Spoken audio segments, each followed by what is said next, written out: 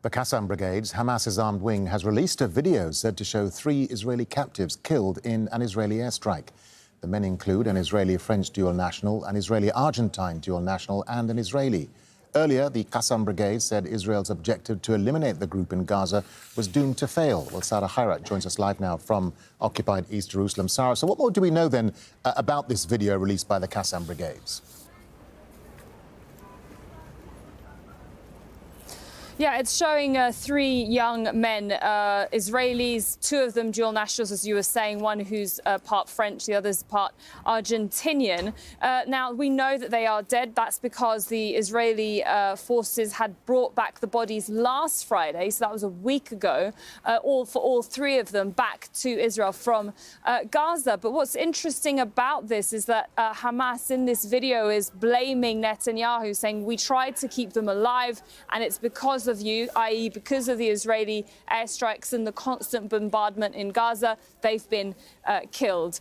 Now, this is the 3rd video in a short space of time, in less than a week, that Hamas has released, as well as the Islamic Jihad, all showing men. The last 2 were elderly men, all with messages directed straight away to the public, as well as the Israeli government, again saying that come and save us before we're killed in these airstrikes. This comes at a time when there are discussions of a possible ceasefire, although we're not looking like it's any closer, with Hamas apparently, reportedly refusing to respond because they said they want a full ceasefire, a full stop to the war. Israel says that's absolutely not possible. So we know that the families here are still pushing as much as they can to ensure that ceasefire happens sooner rather than later. Yeah, Sarah, and away from that video, Friday prayers will be getting underway in a few hours' time there where you are. What can we expect?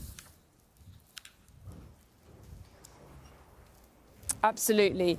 Just behind me, Darren, as you can see in the distance there, that's the old city. That's the wall around the old city. You've also got Al-Aqsa Mosque compound. And every single Friday we have been here, there's been targeting by Israeli forces with tear gas, with water cannons against young Palestinians, especially in an area called Wadi Juz, which is right on the doorstep of Al-Aqsa Mosque, where they try to go to the Friday prayers. This is a very important day for Muslims around the world, and Al-Aqsa Mosque is the 3rd holiest site for Muslims globally. Now, they try to get there and they are pushed back every single time. And that's because the Israeli forces are stopping and preventing youngsters from going. It's usually over a certain age and also depending on their address where they're from as well. They say that's to avoid any further clashes or any problems during a time of war. But for Palestinians, they're saying that this restriction on their movement, which already exists, but it's been increased